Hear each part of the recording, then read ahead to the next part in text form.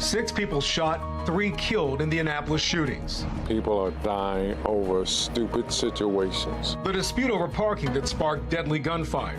Many caught off guard by the former police commissioner's decision to step down. It was a shock. How Baltimore's top prosecutor says this impacts his fight to keep you safe in our exclusive interview. Another brutal fight breaks out on the streets of Fells Point. I wouldn't bring my kids down here. Neighbors sound off as we make their concerns heard. Father claims city schools didn't prepare his daughter for her future. We realized that the foundation wasn't built at all. Fox 45 News Project Baltimore investigates if new graduation requirements are pushing students further behind. Live from WBFF in Baltimore, this is Fox 45 News at 10.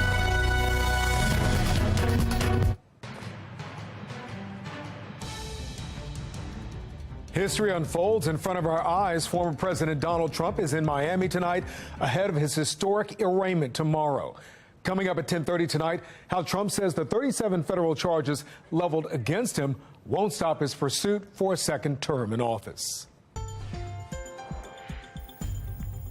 Thank you for joining us. I'm Kai Jackson. In an exclusive interview with Fox 45 News, City State's Attorney Ivan Bates is explaining the start of citations that will now be issued for quality of life crimes. Bates is kicking off his new effort to help curb violence in the city as Baltimore police begins a new era of leadership. Fox 45's Mackenzie Frost breaks down how Bates is planning to work with the acting commissioner, Richard Worley. City State's Attorney Ivan Bates says he did not see Michael Harrison's departure as commissioner from the Baltimore Police Department coming. But Bates says that's not going to stop him from moving forward to bring accountability and enforce some of these quality of life crimes in the city. This was the most opportune time for me to pass the torch. Michael Harrison making the announcement last week he's leaving his post, ushering new top brass in Baltimore's police department, acting commissioner Richard Worley. For Baltimore's top prosecutor, Ivan Bates, the news was as surprising to him as it was to some in the city. Did that come as a surprise to you? Yeah, it was a huge surprise. Commissioner Harris and I had a phenomenal working relationship. I've learned a great deal from him. Do you have any concerns about working with acting Commissioner Worley? I don't. We've done a lot together. He's worked side by side with Commissioner Harrison, and I do feel that, you know, if there had to be a change, he's the perfect person. Worley awaiting city council approval before he is the permanent pick to lead BPD, but there are concerns about his residency. Fox 45 News obtaining records revealing Worley, who was Deputy Commissioner of Operations until Mayor Brandon Scott nominated him to serve as commissioner, lives in Anne Arundel County. According to Baltimore's charter, not only does the commissioner have to live in Baltimore City, but as of January 1st, 2022, so do deputy commissioners. Worley would have to sign a letter of intent to move into the city to qualify. Fox 45 News sending questions to Mayor Scott and BPD asking about Harrison's decision to leave and when did acting Commissioner Worley sign his declaration of intent. Mayor Scott's team telling Fox 45 News Worley and his wife are actively looking to reestablish residency in the city, but not mentioning the letter of intent. BPD ignoring the questions. Meanwhile, Bates says he spoke with Worley already. He gets the bigger picture. Part of that bigger picture, Bates' new citation docket, where quality of life crimes will now be enforced with a citation. We're going to hold people accountable. We're going to give them a shot. Not once, but twice. The community service will be done in the communities where they're given this citation. Not once, but twice. And if they come a third time, they've asked to be prosecuted, and we're going to give them what they asked for. During the budget hearings, City Council President Nick Mosby drilling down with Bates about his citation docket concerns. What is your office going to do to ensure that it's enforced fairly and equally throughout the city? So I am concerned about that, but I also recognize that we needed to do something for the people who are out there. Do you think that he was taking out perhaps some frustration about what this means and the policies that you're reversing from his wife in the previous administration? I can understand some of the apprehension when, you know, individuals in your household have done the exact opposite. They don't want individuals to be arrested and have a criminal history. They want accountability. This was the way in which we felt we could do accountability. We're not going to do mass incarceration like it was previously, but we're not going to just walk past the problem and think it's going to take care of itself. That doesn't happen. Court hearings will be held once a month starting July 17th. BPD and the Sheriff's Office will begin issuing those citations for the quality of life crimes. And as for Acting Commissioner Worley's confirmation, it's unclear when the City Council will take a vote. In the newsroom, Mackenzie Frost, Fox 45 News. And Ivan Bates is asking for more taxpayer dollars to prosecute crime. More from him and how that money will be put to use coming up at 10:30 on Fox 45 News. Another weekend and another case of violence in Fells Point. Video into our newsroom shows a number of fights that broke out yesterday. It's another case of violence in one of Baltimore's most important business areas. Fox 45's Jeff Abel is live right now with calls for peace in that area. Jeff? Well, you know, on most weekends, the city has been shutting down this street, Thames Street, and others that are rolling into Fells Point because of crowd control measures. But they have seemed to be doing very little to keep the fists from flying. Those who live and work in Fells Point spent this day clearing glass, replacing shattered windows, and recovering from a weekend crowd that was fighting mad. I just heard people hollering and screaming, and I heard it sound like shots, and that was it. It was 2 in the morning when the anger erupted here at Broadway and Shakespeare Streets. Videos posted on social media show fists swinging, feet kicking, and an all-out brawl that just wouldn't seem to stop. Well, it definitely seemed out of control. It seems like people are hurting, angry, going through changes. Online video shows police moving in and attempting to break up the fight. Eventually, the crowd dispersed, and according to police, there were no arrests. The incident comes just 2 weeks after another fight erupted on Thames Street in Fells Point. No one was injured then, but those who live and work here were concerned. They had tequila bottles with straws. They had a lot of miniatures, a lot of bottles of liquor. They don't seem to be addressing the real problem of crime in Baltimore, and there just needs to be more attention to it and not just talk and not just window dressing. I think they're doing what they can. But I also think that it starts at home before it even starts with the police. The city closes the square in this community each night and shuts down many roads here on the weekend. Still, it failed to keep a fight from shattering the peace early Sunday morning. It is hard to watch. You know, I wouldn't bring my kids down here. Again, no one injured in this latest incident and no arrest. We are live in Fells Point tonight. Jeff Abel, Fox 45 News. Tonight, a small Annapolis community is rattled after a mass shooting 24 hours ago that left 3 people dead. Police this afternoon announced the arrest of 43-year-old Annapolis man Charles Robert Smith. Officials say a hate crime is not off the table of possibilities. Our suspect is a white male and the 3 victims are Latino, but we can't draw any inferences from that. You know, we have to look at every possible angle. Keith Daniels is following the story and has the very latest for us.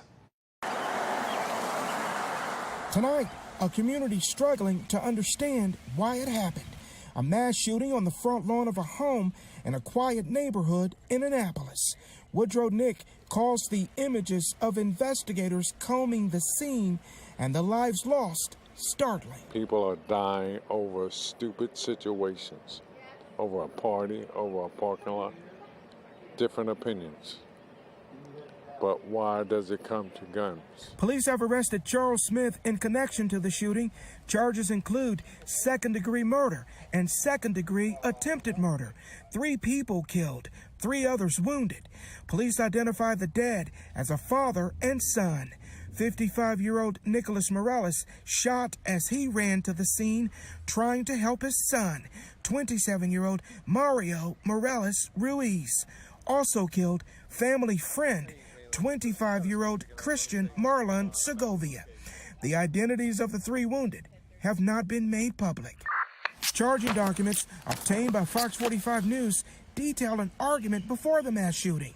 Investigators say Mario Morales was hosting a large party on Paddington Place Sunday night when a neighbor, Smith's mother, complained about the parking. Mario initially argued with her regarding the parking issue. Police say Smith later confronted Mario. That argument turned physical. Smith pulled a gun, then gunfire, killing Mario and the others. Investigators say at one point, Smith stood over Mario Morales and shot him several more times. Another neighbor speaking to us in Spanish, telling us how she feels about the killings.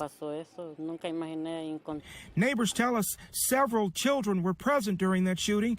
Other residents describe Smith as hostile to Latino neighbors over issues like parking and music. Regarding the deadly mass shooting, the police chief says it's too early to talk about motive. Our suspect is a white male and the 3 victims are Latino, but we can't draw any inferences from that. You know, we have to look at every possible angle. It's too early to tell what the motivation was, but if it is a hate crime, that falls under the U.S. Code, and it will probably be prosecuted in federal court. That was Keith Daniels reporting. Now, Smith is behind bars at this hour, being held without bond. Meantime, we're told the wounded victims are at the hospital. Their conditions have stabilized. While police were updating the public on the mass shooting, Maryland Governor Wes Moore and Annapolis Mayor Gavin Buckley both signaled calls for new firearm restrictions in the wake of the shooting. The only bill targeting criminals this past legislative session made the maximum penalty for illegally possessing a firearm uniform, raising the longest misdemeanor sentence up to 5 years for those over the age of 21. Meanwhile, the NRA is suing in the state of Maryland over Senate Bill 1. The Gun Safety Act of 2023 restricts where legal wear and carry permit holders can bring a gun. That law takes effect October 1st, but a similar law in New Jersey was blocked by the courts while being fought.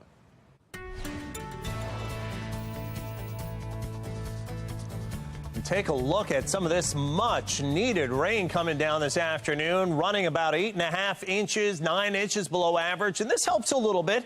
Wasn't enough, but it was something. And we did have some problems for the PM commute out of it, slowed things down quite a bit. But now that rain and even the severe threat that came with it, didn't really have much severe weather around here.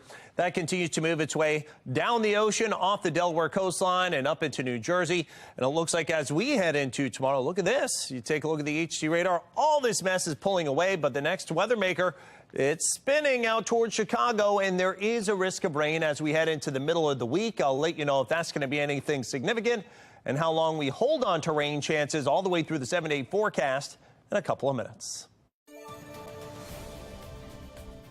Still ahead on Fox 45 News at 10 o'clock tonight. A father of a City Honors student says his child wasn't ready for life after graduation. The shift in requirements to help students graduate, changes some say could set young people up for failure. The website on this Maryland license plate once directed users to a gambling website overseas. How much the state had to pay to fix that problem. Temperature is very similar tomorrow to what we had today, up to about 81 degrees, but a lot more sun and a lot less humidity. I'm going to let you know how long it lasts coming up in my Weather Authority forecast. And coming up at 10:30 tonight, we push for answers after an overpass in Halethorpe was constructed too short. The additional safety concerns and why there's no timetable for a fix. Fox 45 News, nominated for 26 2022 Regional Emmy Awards, more than all other local news stations combined.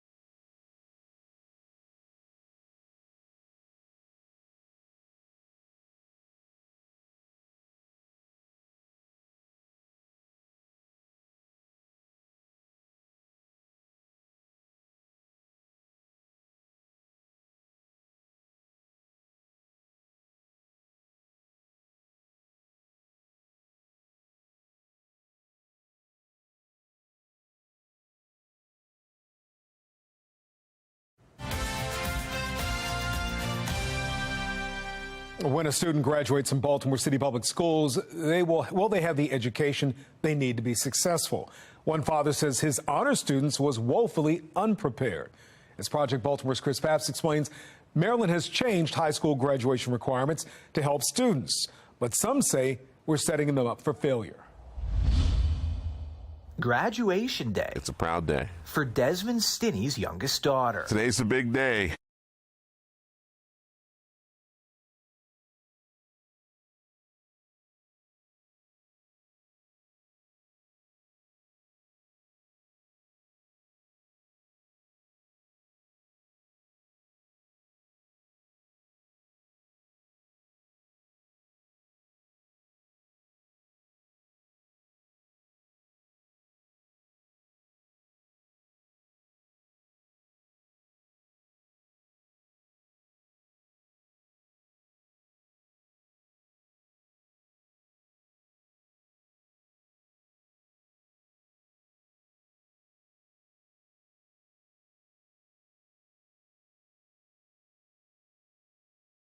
Statement continued to say, a student's course grade is a stronger predictor of college and career success than performance on standardized assessments. I think we're setting them up to fail. But graduation rates will probably go up because there's fewer requirements to graduate. And we talked about that false sense of superiority. We thought we were ready, and then when it became game time against higher level competition, we weren't ready. I'm Chris Papst, and this is Project Baltimore. We are looking ahead to next week as the Maryland NAACP is demanding changes to education. The civil rights group is meeting this week about the, quote, critical status of African American students. The group points to lagging academic achievement and students graduating without necessary proficiency. In Maryland, two of the lowest performing school systems are in Baltimore City and Prince George's County, which have the most African American students. This is a situation where African American children who can learn just like white children or any other children, okay, come into systems and they're not educated. Well, the Maryland NAACP conference in Linthicum Heights is this Thursday and Friday. Fox 45 News and Project Baltimore will be there. As we've reported, there's currently a lawsuit against Baltimore City schools about a lack of students learning the proficiencies they need for graduation. Renowned civil rights attorney Ben Crump has joined that lawsuit. This past November, a judge denied a request from the city to dismiss the lawsuit filed by a Baltimore City couple. They claim city schools is wasting taxpayer dollars. Hundreds of billions of your tax dollars stolen or lost. I'm Christine Frizzell in Washington, where a new investigation breaks down what many had already feared about COVID relief aid. An overpass built too short in Baltimore County. We question transportation officials on the fix for the Washington Boulevard overpass project in Hillthorpe.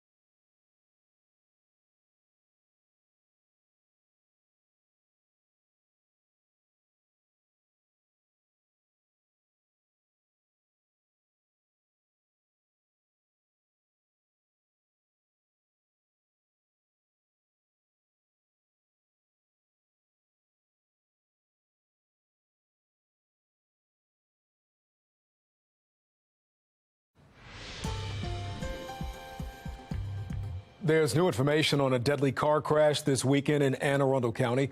Police have identified 23-year-old Andrew Stewart from Bowie as the driver killed in that crash. Now, it happened late Saturday along Route 4 near Lothian. Investigators say Stewart was changing lanes before crashing with another car. The other driver wasn't hurt, but the crash is still under investigation. Jury selection has started in the trial for a suspect accused in a deadly carjacking and armed robbery scheme across Baltimore, including the shooting of a city police officer. If you'll recall, back in 2020, Daniel Williams was one of 4 defendants indicted by a federal grand jury. Williams and co-conspirators are accused of committing nearly a dozen armed carjackings and robberies. One of those crimes included the shooting of a former Baltimore police sergeant, Isaac Carrington, who was left paralyzed after being shot outside of his own home in 2019. New tonight, we have an update on the Maryland license plate debacle. We told you about this last week. We now know how much it will cost you, taxpayers, to correct the URL at the bottom of more than 800,000 of the 800,000, Star-Spangled War of 1812 bicentennial plates. It cost the MVA $1,000 to reacquire the domain after an overseas gambling page took it over. And again, if you follow the URL on those license plates, it now takes you back to the MVA website. Former President Trump's accused of putting national security at risk, but will that change what voters think of him? I'm Altrell Nashar with what a new set of polls is telling us. It would be almost 6 years that they've been working on this bridge. Fox 45 News demands answers for Halethorpe residents as a new bridge remains closed because it's not up to code. The lingering concerns stemming from the height of it. Ivan Bates is requesting more taxpayer dollars. We speak with him about his request as the city council is set to make a decision.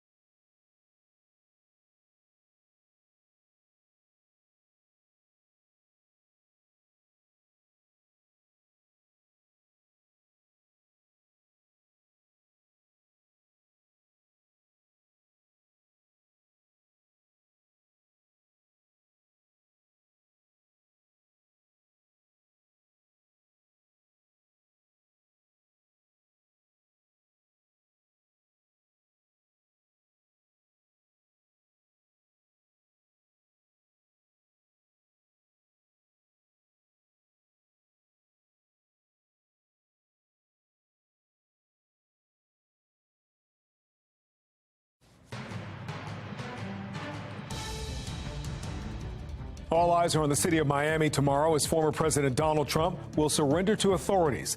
The former president arrived in Miami this afternoon. His supporters are already streaming ahead of tomorrow's court appearance. Make no mistake about it, we're taking this event extremely serious. We know that there is a potential of things taking a turn for the worst, but that's not the Miami way. Well, on the campaign trail this weekend, the former president railed against the 37 criminal charges. He says not even a felony conviction would drive him out of the presidential race. The ridiculous and baseless indictment of me by the Biden administration's weaponized Department of Injustice will go down as among the most horrific abuses of power in the history of our country. Now, while it could take a year or longer for this case to play out in court, new polling shows how Trump is faring in the court of public opinion. National correspondent Atra El-Nashar reports from Washington.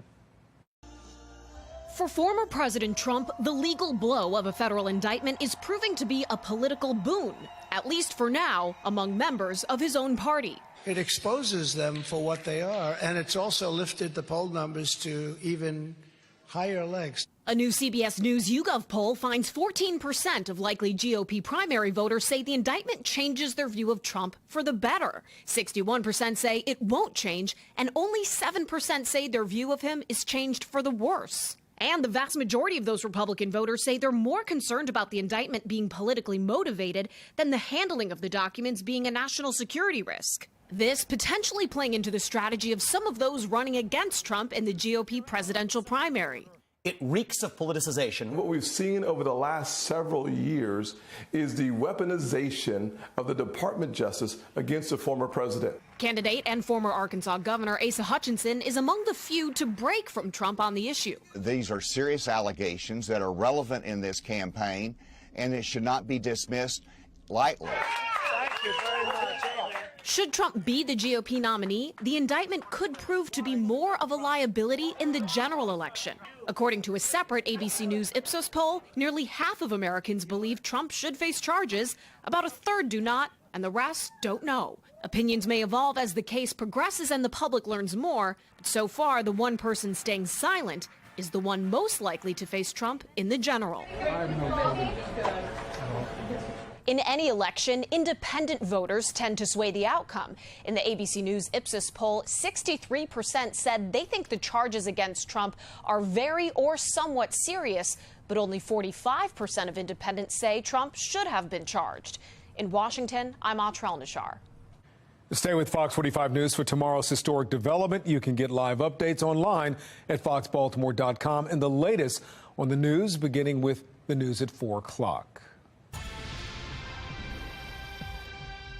Fox 45 News has learned the Baltimore City Council will meet Wednesday to decide on budgets for city agencies. Now, here's what the mayor's budget proposal outlined. The police department would get $584 million. The mayor's office is tasked with fighting crime and slated to get $24 million.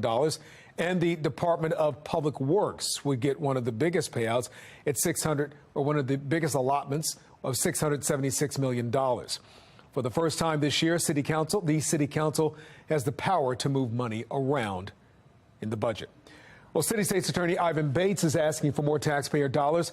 He's asking for an additional $80,000 to hire more prosecutors and upgrading technology in the city. Mackenzie Frost spoke with Bates this afternoon about his request. Public safety is number one on the voters' minds, and I feel very confident about what we've asked for. What will happen if you don't get the requested funds to help with staff training moving forward? What will the office look like? Well, it's very important that we have to be resourceful. One of the things we're going to look at is making sure maybe we have to do more training online. It's an all hands on deck. If they don't want to give us the money, then that's not going to stop us. We're going to do everything we can. Well, we will update you on what they decide coming up this Wednesday. We have an update for you. The Washington Boulevard Bridge project in Halethorpe remains under construction due to the bridge being built below the required height limit. Open our roads, reopen our bridge. We want to be able to get in and out of our community easy. How can the bridge be too low? How can the brand new bridge be too low?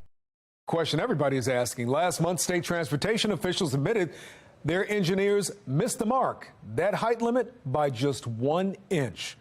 Today, Rebecca Pryor pressed them on just how long their mistake will take to fix and how much money that will cost taxpayers and drivers. When would you like to see this bridge open? Yesterday. The Washington Boulevard Bridge project falling short of its expected completion date. It would be almost 6 years that they've been working on this bridge. 1 1/4 inch short, to be exact. Last month, the State Highway Administration admitting when the bridge was built, the weight of the pedestrian sidewalk was not taken into consideration. SHA says the hefty slab of concrete ended up lowering the bridge by about 6 inches, leaving it 1 1/4 inch below CSX transportation height regulations, put in place to allow trains to travel through safely. It's just mind-blowing that that's what's, holding all this up. According to Will Cox, HOA president of the neighborhood just up the street, not only is the prolonged bridge closure inconvenient, it makes it getting in and out of the neighborhood much harder. It's also causing damage to a nearly 100-year-old bridge along the detour's path, now riddled with cracks and potholes, as well as dangerous traffic patterns. In the afternoons, trying to make a left onto Route 1 is scary and almost impossible. Crash report data from the Baltimore County Police Department revealing from 2018 to 2022, 262 accidents have been reported in the area around Halethorpe Farm Road, plus 20 accidents so far this year. It's a safety hazard. 3 weeks ago, They're coming this way and that way and that way. It's just dangerous. frustrated Halethorpe residents even protesting the bridge closure with signs that read, MDOT, stop being evasive, and Governor Moore, where's your promised transparency? We just want accountability, and we want to know how much this is costing now. This week, Fox 45 sending questions to SHA and MDOT asking what solutions are being considered, how much this mistake could cost taxpayers, and for an updated timeline for completion. The state claiming a solution is still being discussed and costs still being determined. We want to know what's the path going forward. Rebecca Pryor, Fox 45 News. Let's take a look right now at the Fox box. On the top left, a body has been pulled from the rubble of the Philadelphia Interstate 95 overpass collapse. Local reports indicate it was the driver of that tanker truck that burst into flames. Crews say it could take weeks, even months, to reopen that collapsed section of I-95. On the top right, the mother of the 6-year-old boy who is accused of shooting his teacher in Virginia in January pleads guilty in federal court to using marijuana while possessing a firearm and lying about that drug use on a form when she purchased the gun. 25-year-old Deja Taylor's deal calls for 18 to 24 months in prison, but she also faces state charges. On the bottom left, the governor of Illinois signed what's being called a reverse book ban that would remove state funding for public libraries for removing text over so-called partisan or doctrinal reasons. Now, this comes as parents across the country, even in that state, question the content of books available to children. On the bottom right, the White House says President Biden's root canal was completed today. Staff say it was routine but wasn't scheduled. The president had to miss the College Athlete Day events and other meetings.